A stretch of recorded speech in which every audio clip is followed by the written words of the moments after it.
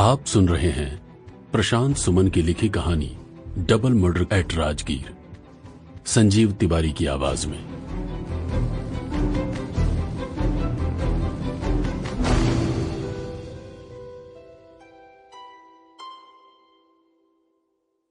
चौंतीस साल का राजेश रस्तोगी इस वक्त राजगीर वाले अपने फार्म हाउस के उस कमरे में था जहां उसे छुट्टियों में सोना बेहद पसंद था। आज फर्क बस इतना था कि वो उस कमरे में सो नहीं रहा था, बल्कि उसकी उंगलियां अभी धीरे धीरे उस औरत की कमर पर सरक रही थीं जो पेशेवर रूप से देह का व्यापार करती थी।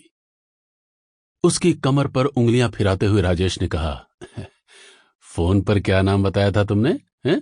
पायल। उस औरत ने उसकी उंगलियों को खुद से दूर करते हुए तुनकते हुए कहा, इतनी जल्दी मेरा नाम भी भूल गए? अब मैं नहीं बताने वाली। वैसे आपने भी तो खुद को राज ही रखा है, न नाम बताते हो न अपना काम बताते हो। यह सुन राजेश मुस्कुराने लगा और धीमे से उठते हुए उसने विस्की की 2 सिप जल्दी जल्दी ले ली।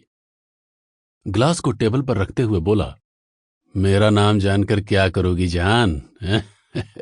और काम कुछ ऐसा करता हूं कि बता नहीं सकता। ऐसा क्या करते हो? खूनी हो? डकैत हो? राजेश उस औरत की मासूमियत भरे लहजे पर हंस पड़ा। फिर पास में रखे हुए डब्बे में से एक सिगरेट निकाला और उसे होठों में दबाते हुए बोला, जलाओ। उस औरत ने वहीं बिस्तर पर पड़ा लाइटर उठाया और सिगरेट में आंच भर दी। पहला कश जोर से खींचते हुए राजेश ने कहा, खूनी और डकैत नहीं हूं, बस इतना समझ लो कि नेक काम करता हूं। नेक काम? मेरे साथ सोने वाले सब यही कहते हैं। इससे पहले कि वो आगे कुछ कहती, राजेश ने उसे कसकर बाहों में जकड़ लिया और धीमे से कमरे की लाइट बुझा दी। अब उसने उस अजनबी औरत को बेतहाशा चूमना शुरू कर दिया। देखते ही देखते वो औरत भी उसका साथ देने लगी। बिस्तर पर करवट बदलते हुए दोनों एक दूसरे में ऐसे खोने लगे जैसे पहले भी कई बार मिल चुके हों। देखते ही देखते कमरे में सुलगती आग जैसी गर्मी हो गई। दोनों का बदन एक दूसरे के ताप को महसूस करने लगा। इससे पहले कि यह सिलसिला आगे बढ़ता, उस कमरे के बंद दरवाजे पर बाहर से बेहद तेज धक्का लगा और दरवाजा खुल गया। राजेश और वो औरत अलग हो पाते उससे पहले कमरे में घुसने वाले शख्स ने लाइट ऑन कर दी। राजेश सवाल करना चाहता था, मगर रोशनी फैलते ही उसने देखा कि उसके सामने चेहरे पर नकाब पहने कोई खड़ा है और उसके हाथ में 9mm पिस्टल है। अपने बदन के साथ साथ उस औरत के बदन को चादर से ढकते हुए उसने कहा, दिमाग खराब है तुम्हारा? तभी उस नकाबपोश ने अपने चेहरे से हल्का सा नकाब हटाया। नकाब हटते ही उस शख्स की आंखें राजेश से मिली। राजेश हैरानी और गुस्से के साथ कुछ कहना चाह रहा था, तभी पहली गोली उसके सीने में घुस गई। अब उसने बिना कुछ सोचे 3 गोलियां राजेश के छाती में उतार दिए।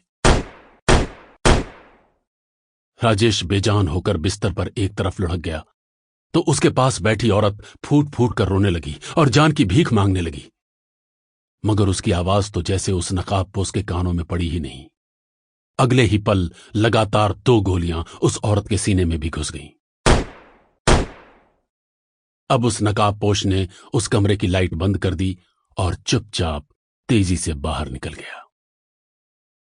एसपी अमिताभ दास आधी रात के वक्त अपने मोबाइल फोन पर फेसबुक के ऐप पर गीता महाजन की प्रोफाइल को खोल कई तस्वीरें देख रहा था।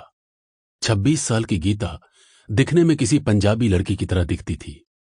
लंबे बाल, आंखें बड़ी बड़ी और हाथ में एक कड़ा पहना करती थी। उसने कुछ तस्वीरों में सूट सलवार तो कुछ में सिंगल टॉप पहन रखा था। अमिताभ अभी फोटो देख ही रहा था कि तभी उसके फोन पर गीता का मैसेज आया, सारे फोटोज आज ही लाइक कर दोगे क्या? जवाब में अमिताभ ने लिखा, तू न हो साथ मेरे, तेरा गम तो है। इसके जवाब में उधर से रोने वाला स्माइली आया। फिर नीचे के मैसेज में गीता ने लिखा, Sample complete. Ready to continue?